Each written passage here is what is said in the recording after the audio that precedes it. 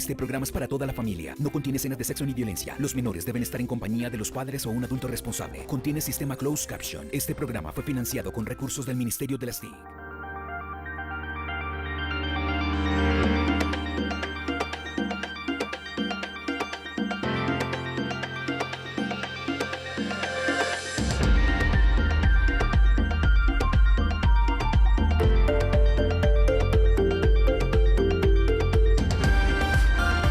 RTVC Noticias, edición central. Buscan con circular roja de Interpol a alias John Mechas, cabecilla de las disidencias de las FARC, a quien señalan de planear atentados contra el presidente Iván Duque. El presidente Duque pidió a Estados Unidos declarar a Venezuela como promotor del terrorismo. Según inteligencia, en ese país se esconden las cabecillas de disidencias que planearon atentados en contra del mandatario. Con recompensa buscan a los responsables del desplazamiento de 3.700 personas en Antioquia. 40 toneladas de ayuda humanitaria llegarán a la zona. La información en minutos. En Bajo Baudó, Chocó, cerca de 1.500 indígenas completan 5 días de confinamiento por los enfrentamientos entre el Clan del Golfo y el ELN. Vuelve el público al fútbol y a las discotecas en Bogotá. En minutos les explicamos las reglas que fijó el distrito para la reactivación. Hay que vacunarse. Expertos explican que el esquema completo funciona contra la variante Delta que acaba de ser detectada en el país. Atención viajeros a España, ya inició la restricción especial en ese país para personas que llegan de Colombia. Deberán hacer cuarentena. En Cartagena, la comunidad bloqueó las vías que conducen hacia la ciudad de Barranquilla. Aseguraron que las protestas continuarán hasta que les solucionen el alcantarillado a Pontezuela y Bayunca. En minutos, más detalles. Esta tarde tomó posesión el nuevo embajador de Colombia en Estados Unidos. Juan Carlos Pinzón habló de sus prioridades en Washington. Y en deportes les vamos a contar la actualidad de la delegación colombiana en Tokio y tendremos historias memorables como la de la ciclista amateur que sin ser favorita se coronó con la medalla de oro. Todo esto y mucho más adelante en la información deportiva. Los espero. Y hoy se cumplen 10 años de la muerte del Joe Arroyo, así que en Cultura vamos a estar hablando de él, de su música y de una anécdota buenísima que les traigo.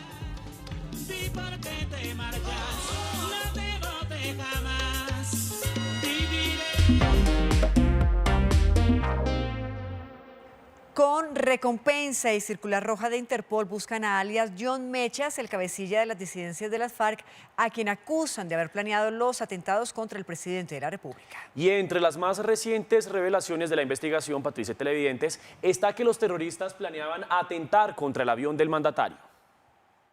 Javier Alonso Velosa García, alias John Mechas, de quien las autoridades difundieron esta fotografía, es uno de los hombres más buscados en este momento en Colombia. Agentes de inteligencia de la Policía Nacional y del CTI de la Fiscalía creen que es el cerebro detrás del plan de las disidencias de las FARC para asesinar al presidente de la República, Iván Duque. Por eso, esta mañana la Policía Nacional le pidió a Interpol colaboración en la búsqueda y captura de él y de los cabecillas del Frente 33 de las disidencias de las FARC, alias Darwin, mano derecha de Mechas, según los investigadores, y alias Andrei, un ideólogo. Y además de la alerta internacional, también se ofrece una millonaria recompensa. De hasta 600 millones de pesos por información que conduzca a la ubicación y captura de John Mechas. Quiero reiterar de nuevo que la oficina de Interpol le ha pedido a todas las policías en el mundo la ubicación de este peligroso delincuente. De acuerdo con las investigaciones de inteligencia, Andrés Medina Rodríguez, un capitán retirado del ejército, alias El Capi, le vendía la planeación a alias John Mechas para ejecutar los atentados. Las autoridades hallaron un mapa que indicaba un nuevo atentado en contra del presidente desde el municipio de Funza, Cundinamarca, que alias El Capi también habría vendido. Precisamente a la entrada de cualquier avión al inicio de la pista en los lados de Funza ya fue verificado por nuestra policía. Hay garantía de que allí no está operando ninguna actividad criminal ni se permitirá actuar. Hoy, 41 días después del atentado de la Brigada 31 mes del ataque al presidente Duque, 10 disidentes han sido capturados, entre ellos el oficial retirado conocido con el alias de Capi. que aquí los que asumen esas responsabilidades son personas que tienen características propias e individuales. En la fuerza se les forma para actuar con honor cuando tienen el uniforme y cuando no tienen el uniforme. De resto son criminales.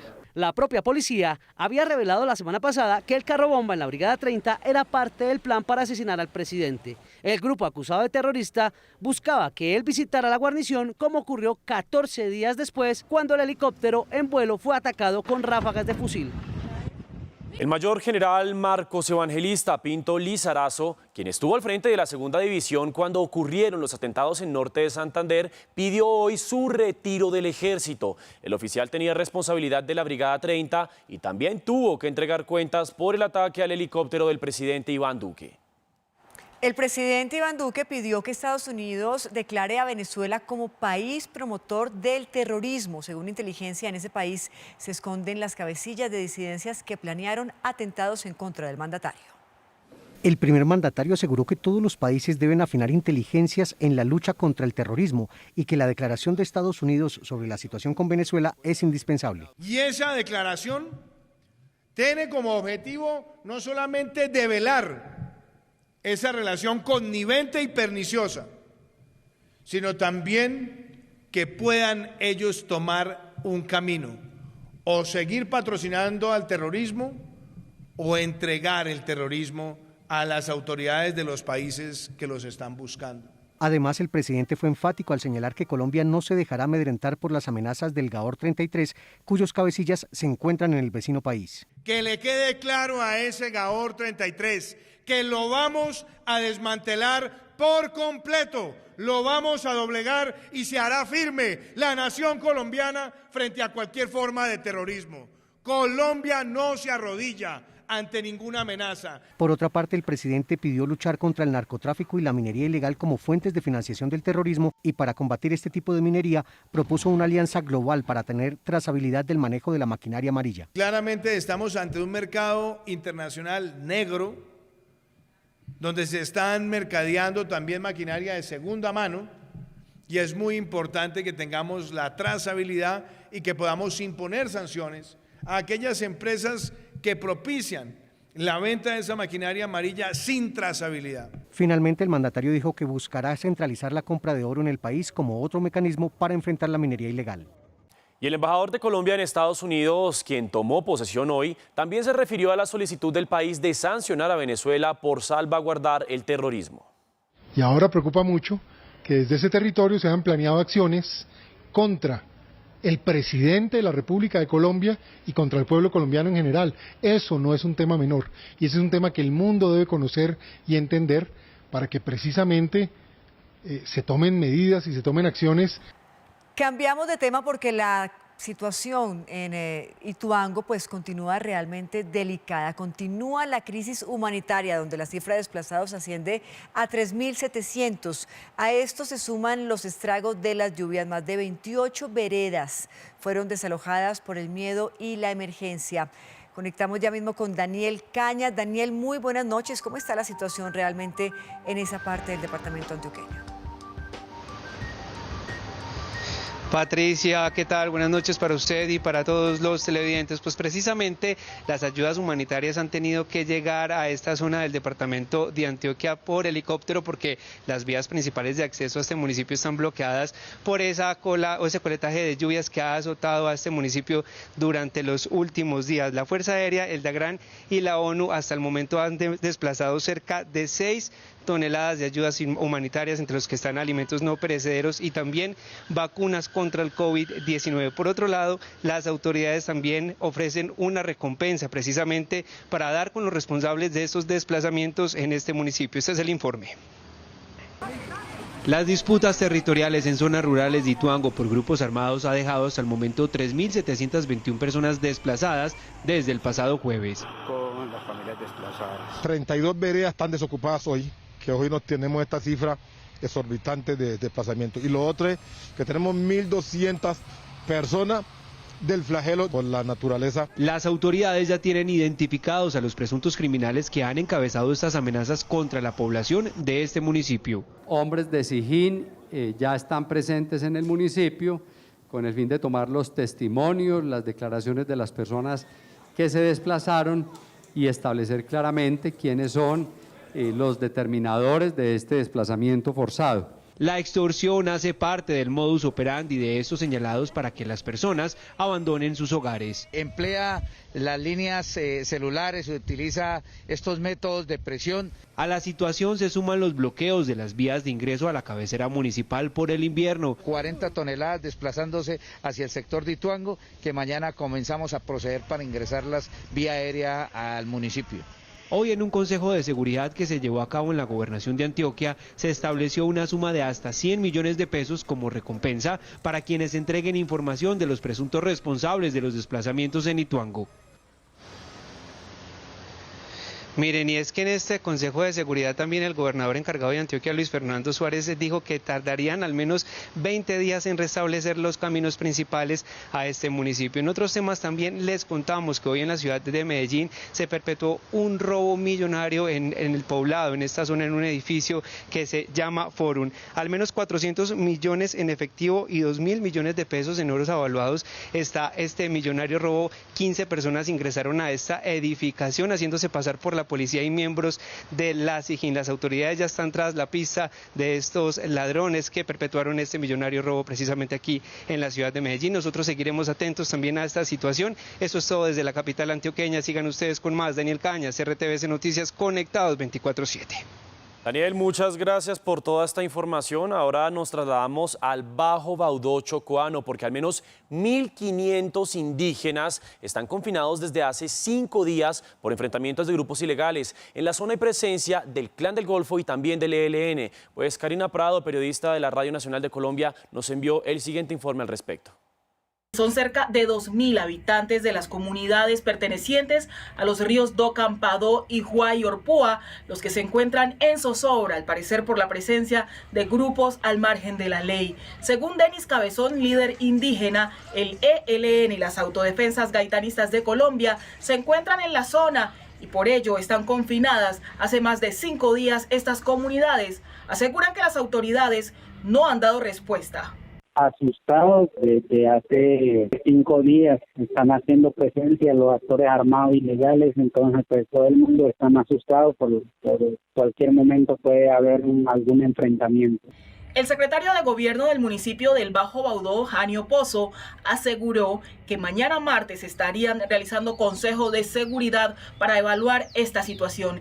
Entre tanto, en el departamento del Chocó, los municipios de Bojayá, comunidades del río San Juan, también el Alto Baudó, se encuentran varias comunidades en situación de confinamiento, lo que agrava la condición humanitaria de estas poblaciones.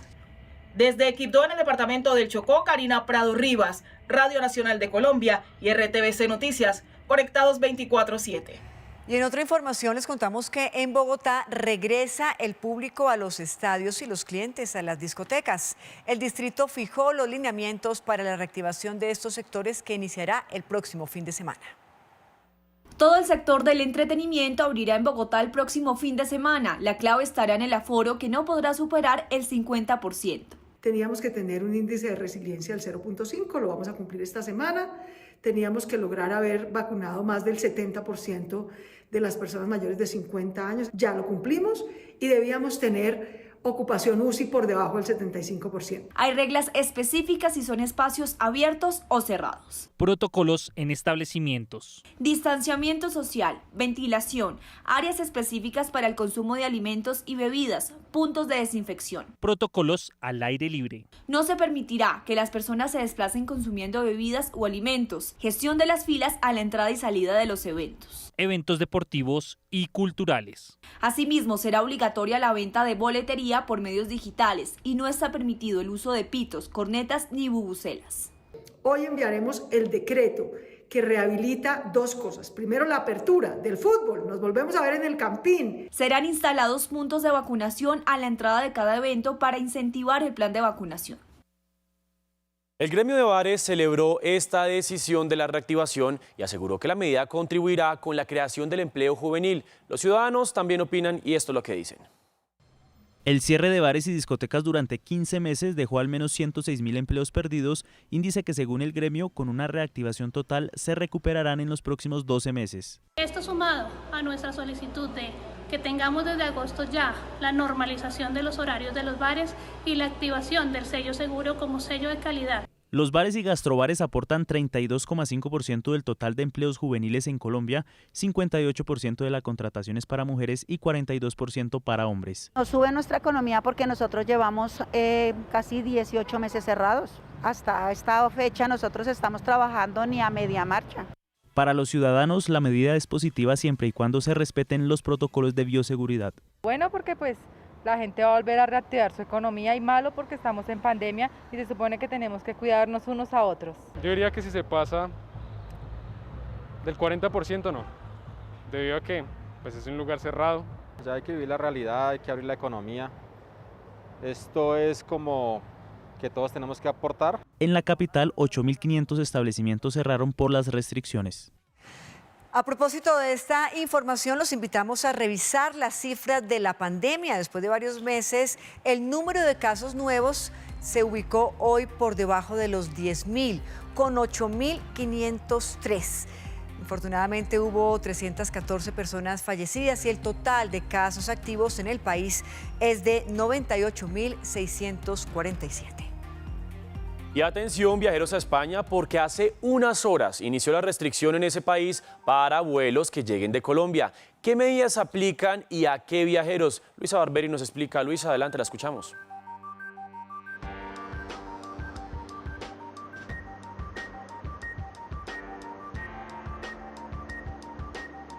Mateo, Patricia y televidentes, muy buenas noches. Así es, España restringe de manera temporal la llegada de viajeros de diferentes países, Brasil, Perú, Colombia y Sudáfrica. Esto ante el aumento de casos de COVID-19, así que personas que viajen por motivos de turismo o estudio, sin importar que estén vacunados, no podrán ingresar. Algunas de las excepciones son para cónyuges o parejas de hecho de ciudadanos españoles. Se les recomienda a las personas que tenían programados un vuelo en los próximos días hacia este destino para que se comuniquen directamente con su aerolínea y así poder reprogramar el vuelo cuando se dé nuevamente apertura hacia este destino. Por el momento es toda la información desde el occidente de Bogotá. Luisa Barberi, RTVC Noticias, conectados 24/7. Muchas gracias, Luisa. Y tras la confirmación del primer caso de la variante Delta en el país, que fue ubicado en Cali, las autoridades sanitarias de esa ciudad insisten en que la medida más eficaz es el autocuidado. Carlos Gutiérrez, buenas noches. Adelante con su información. Muy buenas noches. Sí, precisamente tiene que ver con el autocuidado. El alcalde del distrito, Jorge Iván Ospina, ha hecho un llamado a la comunidad para que acuda a los protocolos de bioseguridad y también acuda a las jornadas masivas de vacunación que se vienen adelantando de manera continua en cada uno de los puntos de la capital vallecaucana. Frente al primer caso de la variante Delta en Cali, el alcalde de la ciudad, Jorge Iván Ospina, convocó a través de un comité epidemiológico a un grupo de expertos para analizar los efectos que tiene la mutación del COVID-19. Este comité es para poder intercambiar experiencias, conocimientos con entidades que ya han trazado esto, conocer lo que ha pasado en otros países. Tras conocerse públicamente el caso y los riesgos que implica, habitantes de la ciudad y de otros municipios del departamento trataron de buscar un punto de vacunación para inmunizarse. He ido al de la estación, vengo aquí al de Jairo Varela, estuve hasta en Jumbo, ahora ratico estuve en Jumbo. Nada. AstraZeneca, la estamos buscando por todas partes. Venimos de Ginebra y no hay. El mandatario es un llamado al Ministerio de Salud para que sean enviadas más dosis con el fin de completar la meta de vacunación en la ciudad y evitar la propagación de la variante Delta. Ministerio de Salud, veníamos teniendo un ritmo ideal de vacunación, pero no tenemos vacunas. Necesitamos suficientes vacunas en Cali para poder anticipar la inmunidad de rebaño. Hasta el momento en Cali, más de 1.300.000 personas fueron inmunizadas a través de distintas estrategias implementadas por el gobierno local. La meta del gobierno distrital son 2 millones de personas que estén vacunadas y esa meta está prevista antes que finalice este año. Información desde el sur de la capital vallecaucana, Carlos Gutiérrez, RTVC Noticias, conectados 24/7. Gracias, Carlos. Y mire, a propósito de este tema que usted mencionaba, las vacunas, pues expertos recordaron que el esquema de vacunación protege de la variante Delta y del coronavirus en general. El llamado es a ponerse las dosis. Estudios demuestran que las vacunas ayudan a evitar en un 90% la probabilidad de ser hospitalizado. En el caso de la variante Delta, completar el esquema de vacunación reduce en un 88% la mortalidad por complicaciones del virus. Sabemos que el completar el esquema de vacunación es muy importante para disminuir el riesgo de contagio. Sabemos que la variante está un 75% más contagiosa que el virus usual. Sin embargo, ha sido comprobado que la variante Delta tiene una capacidad de contagio entre 5 y 8 veces más rápida que la variante original. Los expertos indican que lo más importante es seguir las medidas de bioseguridad, entre ellas el uso constante de tapabocas. Por favor, irse a vacunar. ¿Sí? La vacunación es la única opción efectiva en este momento para poder disminuir la tasa de contagio y mortalidad. Y eso va acompañado de todos los cuidados que debemos tener. El llamado por parte del gobierno nacional es que las poblaciones que tienen etapas abiertas acudan a la vacunación y más con la llegada de la variante Delta al país. La vacunación es la única opción. Revisemos entonces las cifras precisamente de vacunación. En Colombia se han aplicado 25.352.932 dosis. Ayer se suministraron 218.711 vacunas.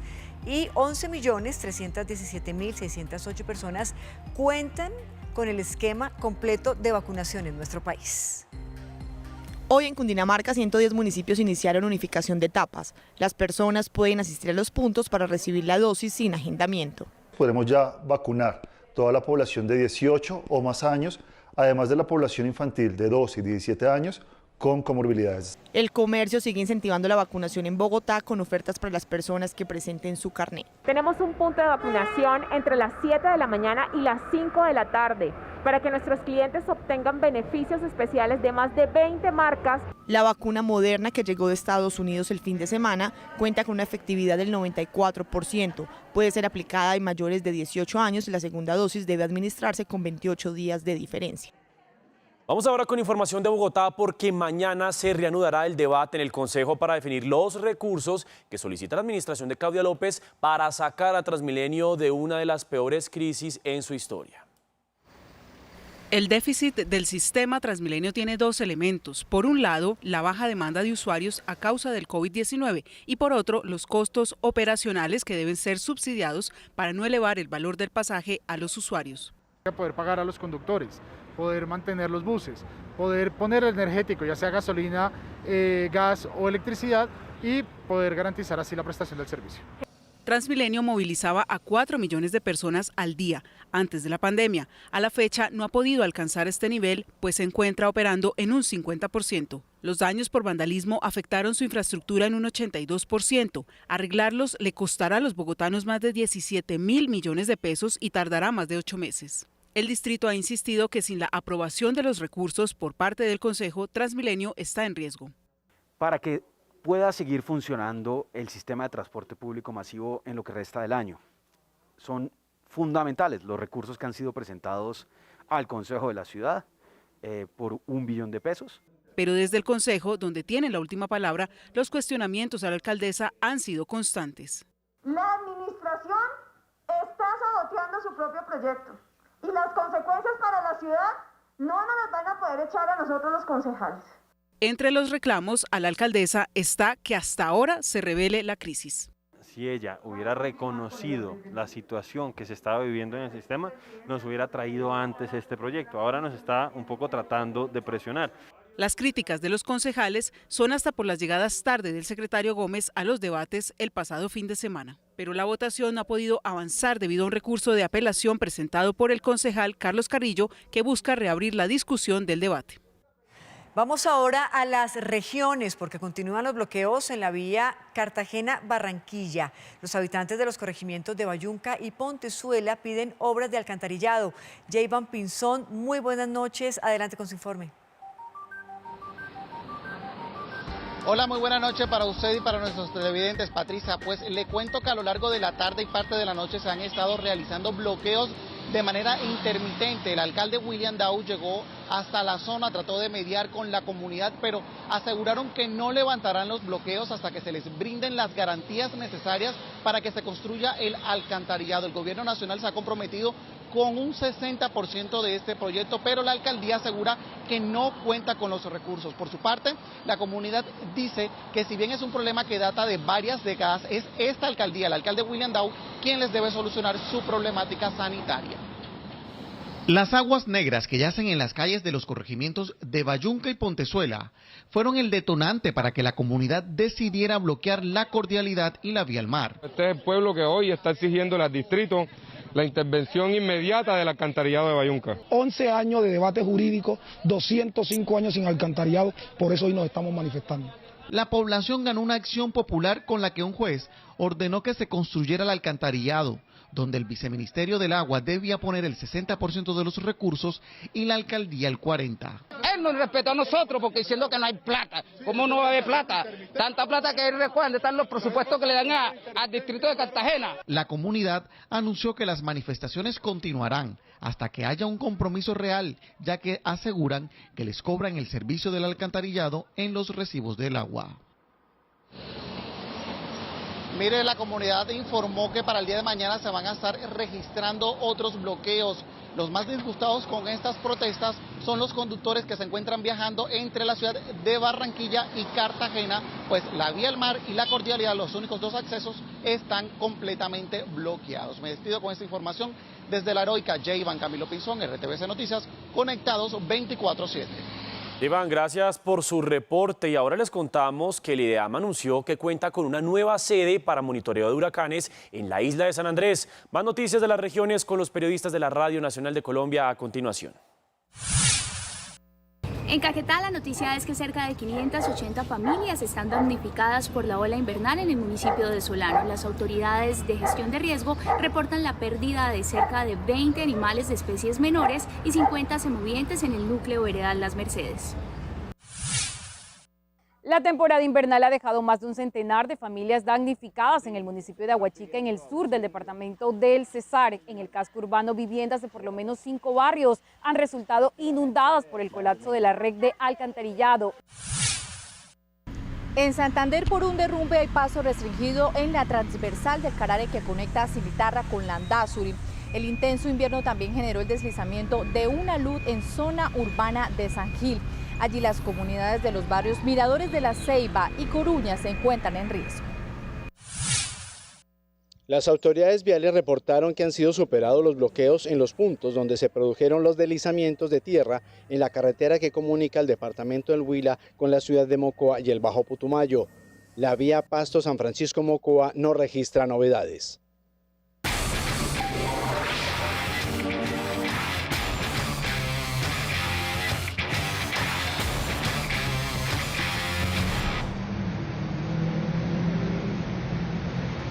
Muy buenas noches, bienvenidos a la información deportiva. Los saludo desde la ciudad de Medellín y nosotros le seguimos el paso a nuestros atletas, a nuestra delegación colombiana en estos Juegos Olímpicos de Tokio 2020. Y por eso le damos paso a nuestro enviado especial, a Carlos Julio Guzmán, que nos tiene todos los detalles. Muy buenas noches aquí en Colombia, buenos días allá en Japón.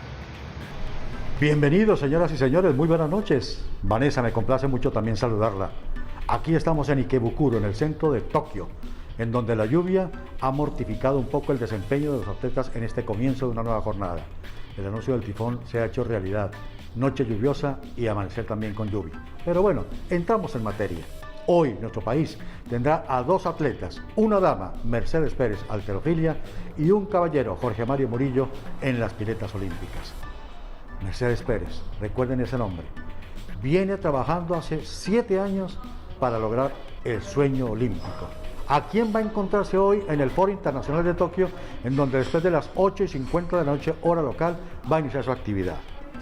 En la categoría de los 67 kilogramos, Mercedes va a encontrarse con la canadiense Charrow, que registró 238 kilogramos, con la chica de Gran Bretaña Sarah Davis 235 y con la turca Nuray Leven 232.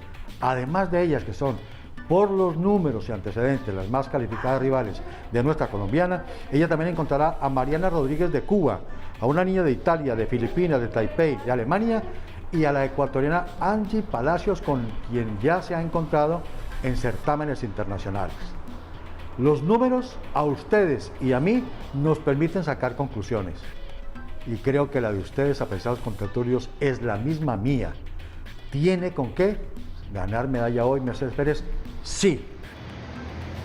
Sí, qué felicidad esas historias y todo lo que pasa en los Juegos Olímpicos de Tokio. Y es que miren ustedes, desde estos Juegos Olímpicos el skateboarding se convirtió en deporte olímpico, pero esta no ha sido la única sorpresa porque han sido competencias emocionantes y llenas de adrenalina. Y es que las grandes figuras en la rama femenina han sido niñas. Sí, de 13 años. La que se llevó la medalla de oro es japonesa, tiene 13 años, como les decía. Y la medalla de plata, también con la misma edad, de Brasil. Aquí la historia. Es el momento de creer en hadas. Raiza es heladita del skate, que desde muy chiquita comenzó a romper prejuicios. ¿Todo bien? Todo. ¿Cuántos años tienes? 9. ¿Hace cuánto andas en skate? Hace 6 años. La gente decía que era muy niña, que el skate es peligroso y que es para varoncitos. Todas las niñas que comienzan en este deporte enfrentan un preconcepto. Yo sufrí mucho por eso de ser niña o ser muy joven para montar en skate. Al principio mis papás me dijeron que no iba a lograrlo, pero pude cambiarles el pensamiento y me apoyaron con la confianza que iba a lograrlo. Se inspiró en Leticia Buffoni, otra destacada skater brasileña con la que hoy incluso comparte equipo olímpico, y cuando la conoció hace varios años no se pudo contener.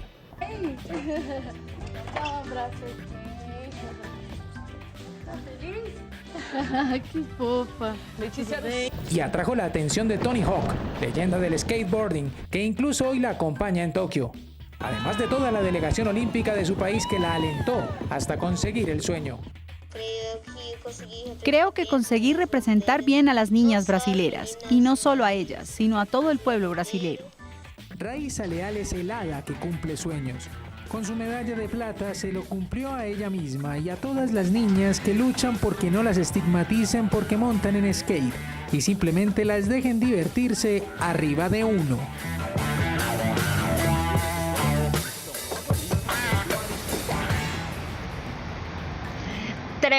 Tremenda historia la de la del skateboarding. Pero bueno, nosotros ahora seguimos hablando de BMX, de bicicross, porque estamos muy atentos a lo que pase con nuestra campeona olímpica, Mariana Pajón. Pero esta imagen, la imagen del día, ustedes la van a ver ya a continuación, nos la entrega la periodista Georgina Ruiz Sandoval, Goga, porque durante las prácticas se registró este momento en el que el representante de Países Bajos, Nick Kiman, choca con uno de los jueces de pista, que sin ninguna precaución ingresa sin darse cuenta de que vienen los ciclistas. Un lamentable accidente que por fortuna no dejó consecuencias graves. Más adelante tenemos más entregas de la información deportiva aquí en RTVC Noticias.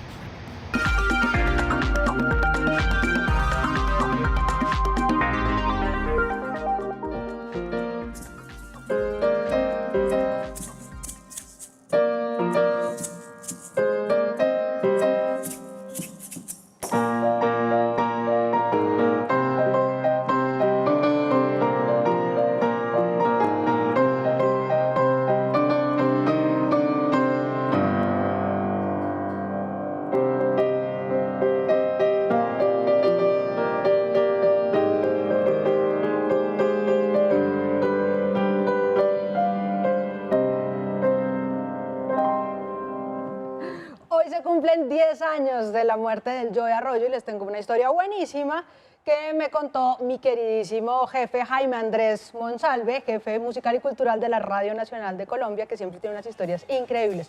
Él dice que la leyó en una parte, pero luego tuvo el chance de comprobarlo porque se encontró al protagonista en la cueva, en Barranquilla. Resulta que esta canción, que se llama Rebelión, primero la grabó otra persona que se llama Joey Urquijo. Pues resulta que todo el mundo podría pensar que es un plagio, pero no fue un plagio. El Joey Arroyo se la regaló a el Joey Urquijo porque tenía ese material como ahí, dando vueltas, y dijo, yo no voy a usar eso, tome, grábela usted.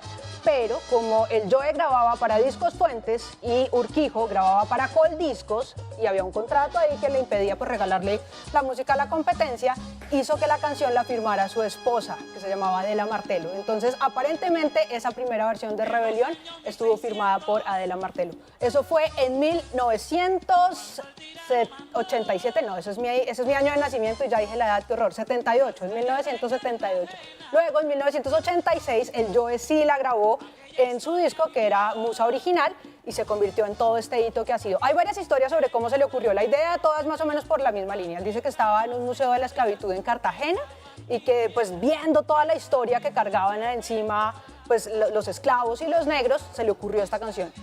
En otra entrevista dijo que lo que había pasado era que él estaba en el colegio y había leído la historia de un rey congolés que había sido esclavizado, que habían traído a Cartagena con su esposa y lo habían puesto a picar piedras en la muralla y a ella a cocinar.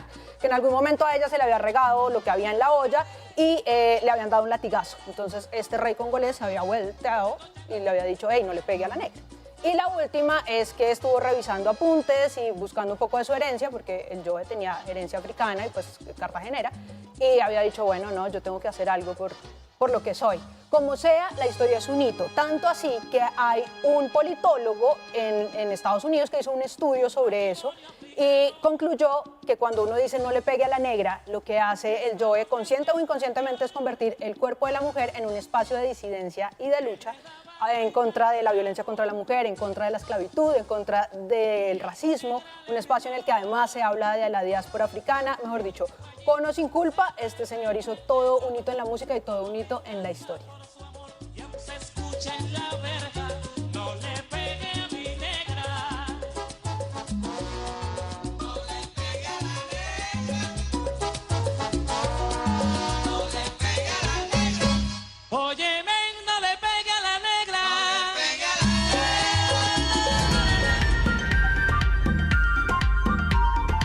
Continuamos con más información aquí en RTVC Noticias, emisión central.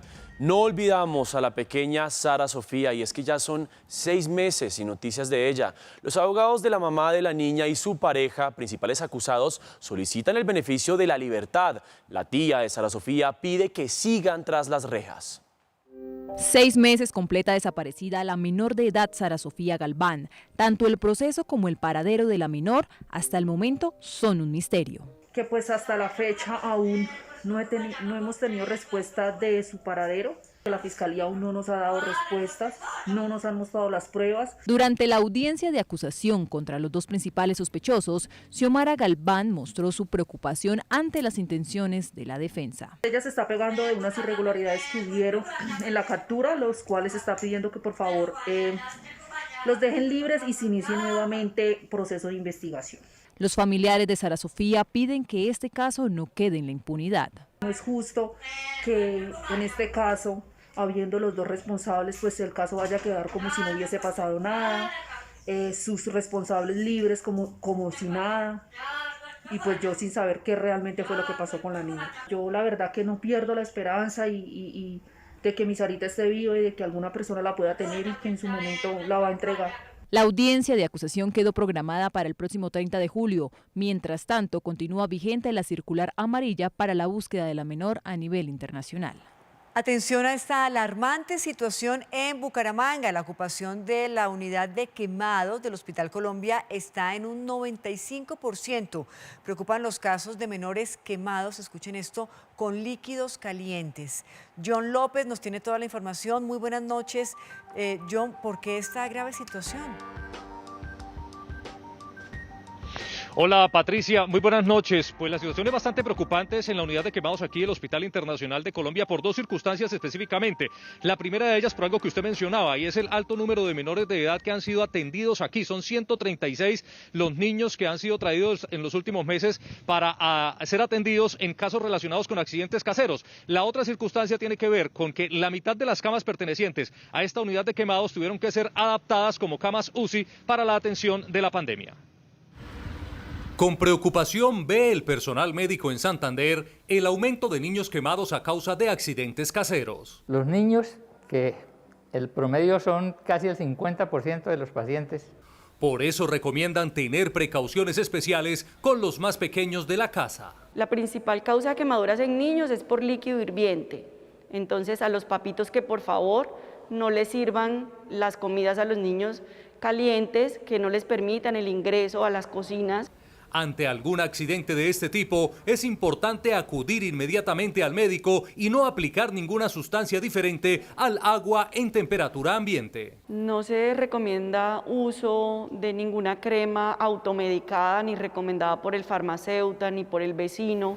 Los coordinadores de la unidad de quemados esperan poder ampliar su capacidad ante el significativo aumento de casos. Vamos a abrir las otras 10 camas de nuestro servicio, porque en este momento, debido a la pandemia, las otras 10 camas que tenemos para nuestra unidad nos tocó cederlas para la unidad de cuidado intensivo pediátrico. En los últimos meses se han atendido a 340 pacientes por diferentes tipos de quemaduras. El retorno a clases es un hecho con novedades en todas las regiones del país. Solicitudes de no regreso a clases presenciales, denuncias de maestros y educadores contagiados hacen parte del siguiente recorrido con los periodistas de la Radio Nacional. Estudiantes de 61 municipios del departamento de Nariño no retornaron hoy a clases presenciales. Esto luego que el sindicato de maestros interpusiera una tutela argumentando que no existen protocolos de bioseguridad para retornar presencialmente a las aulas. Padres de familia de la institución educativa Juan Federico Holman en el Carmen de Bolívar reportan falta de protocolos de bioseguridad en el inicio de la presencialidad. Temen enviar a sus hijos a las aulas de clase ante la falta de agua potable y de aseo en las instalaciones de la institución. En el Huila, la Sociedad Colombiana de Pediatría pidió el regreso a clases de niños, niñas y jóvenes. No solo registran menos contagios, sino que pueden ser más disciplinados en los protocolos de bioseguridad. Para los médicos está en juego la salud mental y la calidad del aprendizaje. En el Huila no hay todavía regreso a clases presenciales y solo algunos colegios privados iniciaron la alternancia. La noticia en Sincelejo tiene que ver con las denuncias que hizo el presidente de la Asociación de Educadores de Sucre, ADES, al manifestar que varios profesores resultaron contagiados con COVID-19 luego de regresar a la presencialidad. El caso se presenta en 3 municipios.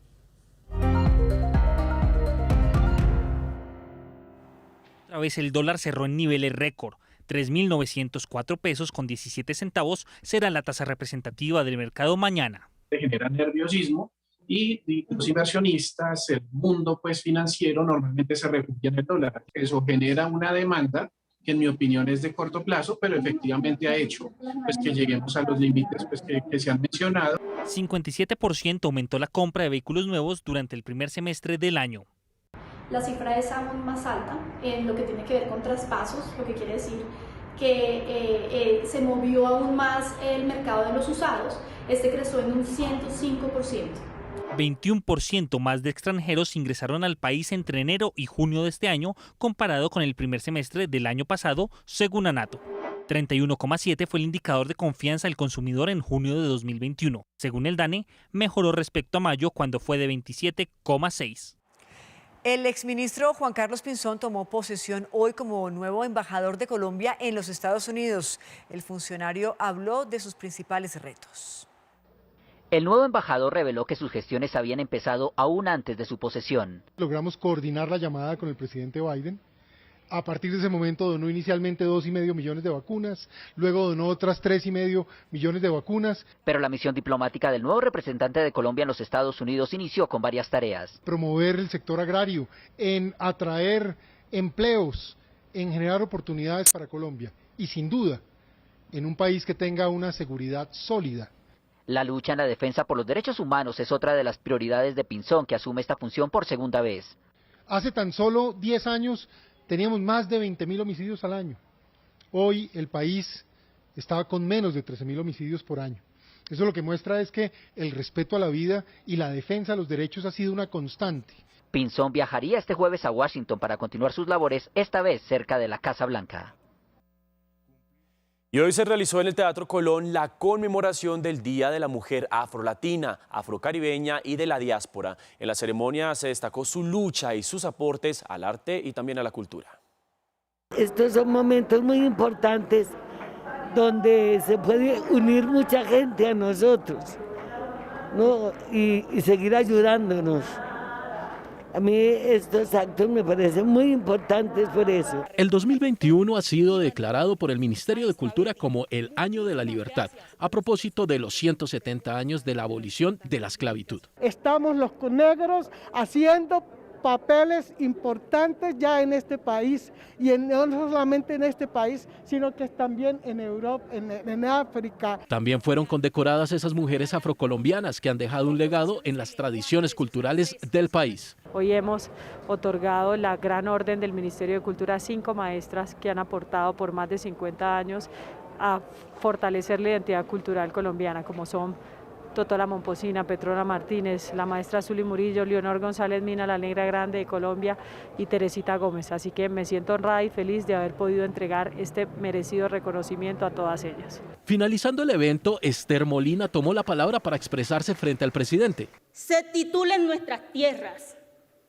un proceso que lleva 24 años y la autoridad competente no ha garantizado ese derecho. A partir de esta información que usted nos brinda, hoy mismo le voy a dar una instrucción muy precisa al Ministerio del Interior. Aquí está el viceministro Baena, aquí le pido a Carlos Baena que hagamos rápidamente una visita también con la Agencia de Restitución y con la Agencia Nacional de Tierras, y yo espero también acompañarlos muy pronto allá en el territorio. Un día para exaltar el aporte a las artes y la cultura en Colombia. 8 de la noche, 45 minutos, es hora de hacer una pausa, pero recuerden que nos ven en Colombia y en el mundo por Señal Colombia y por nuestro streaming de rtbcnoticias.com. Nos leen también con el numeral Me Conecto con RTBC. Los invitamos para que sigan participando en Twitter y en Instagram. Hacemos una pausa y ya volvemos. Y al volver, noticias del mundo. Vamos a revisar el panorama de la pandemia a nivel global. Los países que quitaron el uso obligatorio del tapabocas, pero que ahora revisan la medida y vuelven a exigirla. En minutos les contamos por qué. Ya regresamos con más información en RTBC Noticias.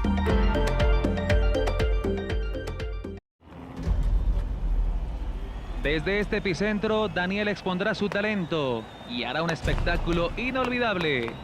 Su condición física es insuperable. Esto le ayudará en el agarre. Y empieza con una rutina básica y obligatoria. Tiene buen desempeño. La posición de sus piernas es perfecta, pero la caída le resta décimas. Daniel se repone y ejecuta de manera impecable con una gran acrobacia. Este gimnasta está hecho para grandes cosas. Su acto está por terminar. Hace un giro bárbaro y aterriza con mucha precisión. Dani se lleva el oro. Porque cada día es un reto olímpico.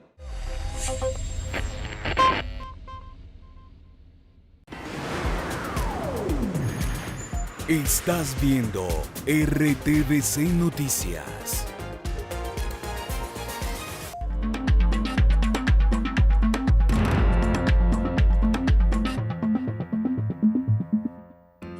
Continuamos en RTBC Noticias, ahora con temas del mundo. Siguen las protestas de ciudadanos cubanoamericanos frente a la Casa Blanca. Están exigiendo acciones contra la dictadura en la isla. A ellos se han sumado decenas de latinoamericanos que con pancartas y arengas le piden al presidente de Estados Unidos, Joe Biden, que emprenda acciones contundentes contra el gobierno de Miguel Díaz-Canel. Los manifestantes piden respeto a los derechos civiles y que liberen a las personas detenidas en medio de las protestas del pasado 11 de julio. Las autoridades sanitarias de Estados Unidos analizan la posibilidad de recomendar a los vacunados que vuelvan a usar el tapabocas. Esto ante un aumento de contagios en su mayoría de la variante Delta. Este y otros hechos de la pandemia en el mundo en el siguiente recorrido. La Delta se empecina en afianzar su dominancia viral en cada latitud del mundo, mientras en América Latina su llegada a Colombia, Venezuela y Argentina hacen de esta variante del COVID una incómoda visitante internacional con ínfulas de permanencia. Los gobiernos al otro lado del Atlántico no quieren reabrir capítulos de medidas altamente restrictivas. Reino Unido hoy se ve así. pero a su vez aboga porque los jóvenes se vacunen. Esta población está ingresando con más recurrencia en hospitales, pero hay bemoles en este contexto. Las protestas antivacunas por la pandemia contrastan con la efectividad de las burbujas de confinamiento logradas con pruebas diarias de flujo lateral, decreciendo los contagios. El legislativo francés, por su parte, afianzó el pasaporte de vacunación como llave maestra de acceso a la vida social. Y aunque las jornadas de protesta antivacunas persistan, desde la Polinesia Emmanuel Macron asegura que inmunizarse es un acto de responsabilidad. Y Japón no solo habla en clave de olímpicos, sino también en el de potenciales opciones virales anti-COVID, con ensayos clínicos del laboratorio Shionogi. Al ritmo del ballet que el COVID impone, el mundo sigue moviéndose. Ay, yo no. Hablamos ahora de la crisis social y política que agudiza en Túnez, hora después de que el presidente Kais Saied suspendiera la actividad parlamentaria, destituyera al primer ministro y se atribuyera plenos poderes ejecutivos. Cientos de ciudadanos salieron a las calles para protestar y exigir democracia. El país está sumido en medio de una crisis económica y sanitaria por cuenta de la pandemia.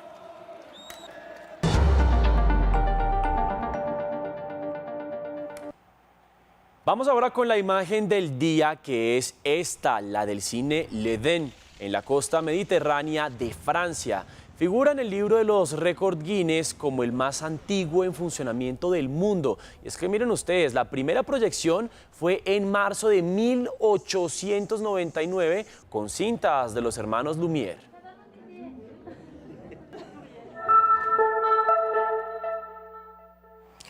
Atentos a esta oportunidad porque el Ministerio TIC destinó 300 millones de pesos para producciones audiovisuales para comunidades afro, raizal y palenquera.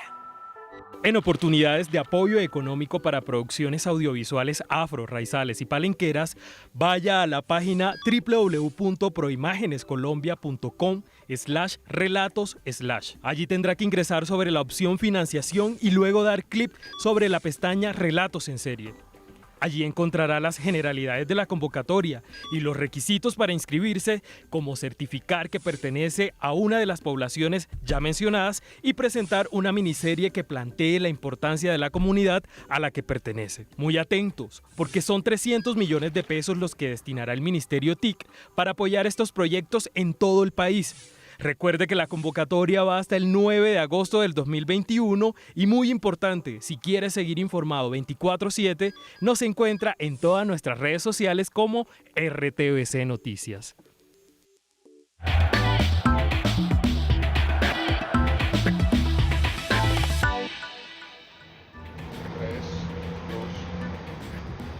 Y continuamos con más información deportiva y como es habitual aquí en RTVC Noticias les compartimos cómo será la programación, la agenda para los atletas colombianos ya para la madrugada de este martes.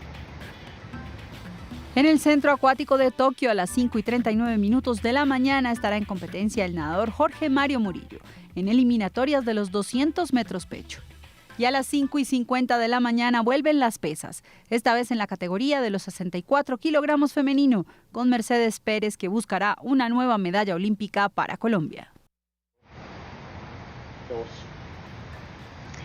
Y en estos Juegos Olímpicos lo que más encanta son las historias de superación, esas que también son medallas sorpresivas. Pues bueno, esto pasó en ciclismo de ruta en la rama femenina. Todos daban como favoritas a las holandesas, pero apareció una austriaca, amateur, no tiene equipo profesional. Es doctora en matemáticas de profesión, se llama Anna Kistelhofer.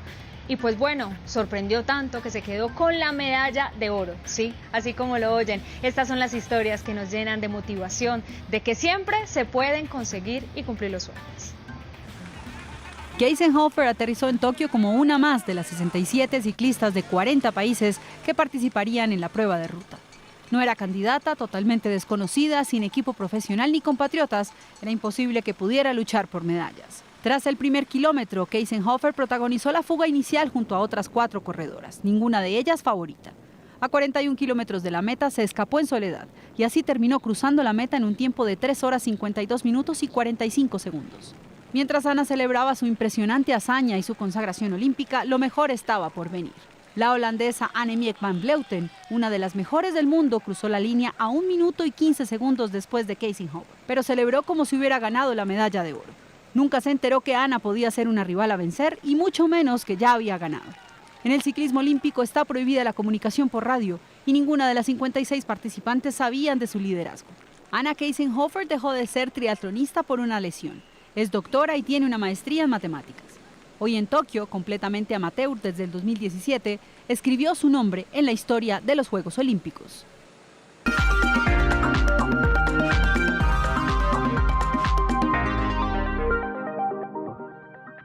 Colombia Moda y Colombia Tech se unen este año para hacer un evento que combinará lo presencial con lo digital. Plaza Mayor en Medellín es el lugar que recibirá a los asistentes a las 8 pasarelas que serán de manera presencial y a las plataformas digitales de Colombia Moda junto a las plataformas de Colombia Tech. Todo esto se va a transmitir en simultáneo, las 16 pasarelas que van a estar este año, y ustedes van a poder verlo a través de streaming. El que le apuesta por la moda con sentido social y sostenible es precisamente este momento y esta versión de Colombia Moda y Colombia Tech. En el eje de moda, Colombia Moda cuenta con alrededor de comerciales, muestran todo su talento. Alrededor de Colombia Moda.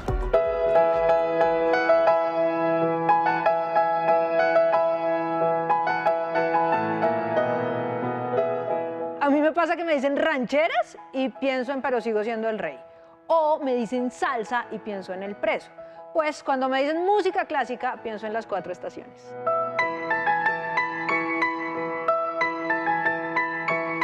Fueron compuestas por Antonio Vivaldi en 1721, pero publicadas finalmente en 1725.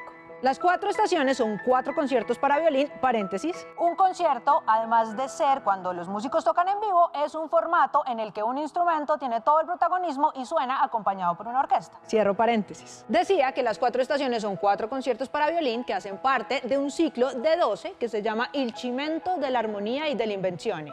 El nombre está en italiano porque adivinen, el señor Vivaldi era italiano. Nació en Venecia en 1678, lo bautizaron como Antonio Lucio Vivaldi, pero como era pelirrojo y fue sacerdote, toda la vida le dijeron Il Prete Rosso. En español, el cura rojo. Lo de cura tiene una explicación. No es que Vivaldi fuera el más piadoso y devoto de todos, para nada. Es que venía de una familia de marinos, piratas, ladrones, y pues volverse cura era una forma de limpiar su nombre y subir de estatus. Así que a los 15 recibió las órdenes religiosas y a los 25 lo ordenaron sacerdote. Pero eso sí, dio misa como un año y ya. Según le dijo al cardenal Bentivoglio, no podía estar en el púlpito porque hacía mucho frío y él sufría de asma.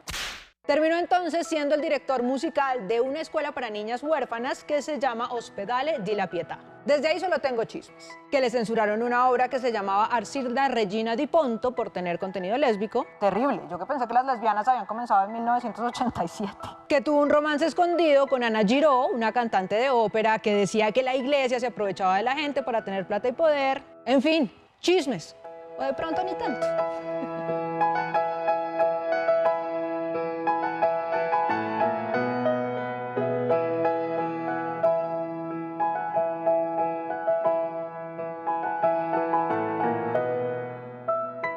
Las 4 estaciones de Vivaldi hacen referencia desde luego a las 4 estaciones: primavera, verano, otoño e invierno.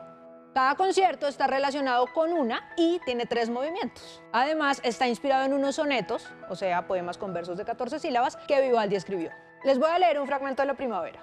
Llegó la primavera y los renuentes pájaros la saludan con su canto. Bajo el soplo del céfiro, las fuentes con dulce son discurren entre tanto. Cubren el aire con su negro manto nuncios electos, trueno y rayo ardientes, callados estos, las aves silentes tornan de nuevo a su canoro encanto. Tremendo vueltón para decir que ya no hace tanto frío y que los pajaritos cantan otra vez. Yo soy Laura Galindo M y esto es Un Cuento para Contar de Señal Clásica y RTVC Noticias.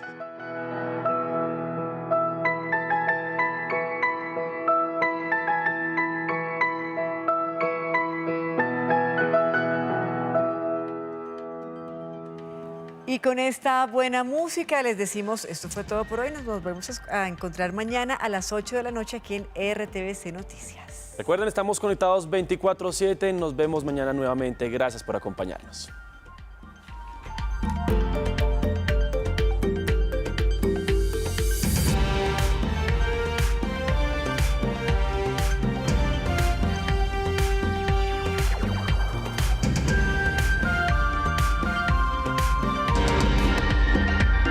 RTBC Noticias.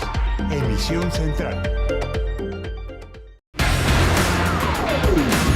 A continuación, contra el olvido. Este programa es para toda la familia. No contiene escenas de sexo ni violencia. Los menores deben estar en compañía de los padres o un adulto responsable. Contiene sistema closed caption. Este programa fue financiado con recursos del Ministerio de las TIC.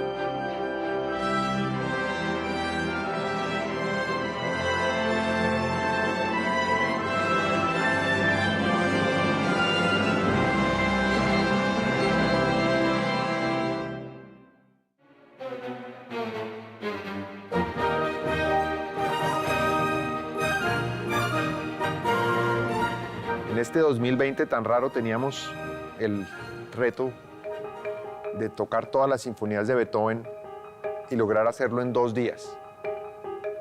Nos habíamos preparado intensamente